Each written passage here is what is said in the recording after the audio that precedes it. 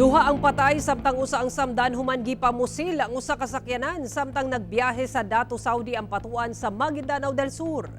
Nagbuyod na og wala nay kinabuhi kining 56 anyos nga lalaking driver sa kalsada human gipamusil sa mga suspetsado ang gimanehong sakyanan sa Barangay Salbo sa Dato Saudi ang patuan Maguindanao del Sur banda alas 12:50 Huwebes sa udto. Samtang dead on the spot sab ang laing 40 anyos nga lalaking pasahero nga duna say mga igo sa bala.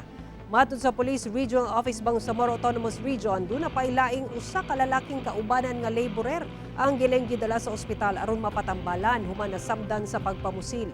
Ang maong mga biktima, pulos residente sa Cotabato City. Sa imbestigasyon sa kapulisan, pabiyahe gikan Dato Unsay padulong Cotabato City ang mga biktima. Apan pag-abot sa lugar, kalit kining gipamusil sa wala pa mailing mga sospek nga nakamotor. Padayon ang hot pursuit operation sa mga sospek nga daling misibat. Ginasuta pa ang motibo sa krimen. Ginakuhaan pa og pahayag ang kabanay sa mga namatay, lakip na ang nasamdan.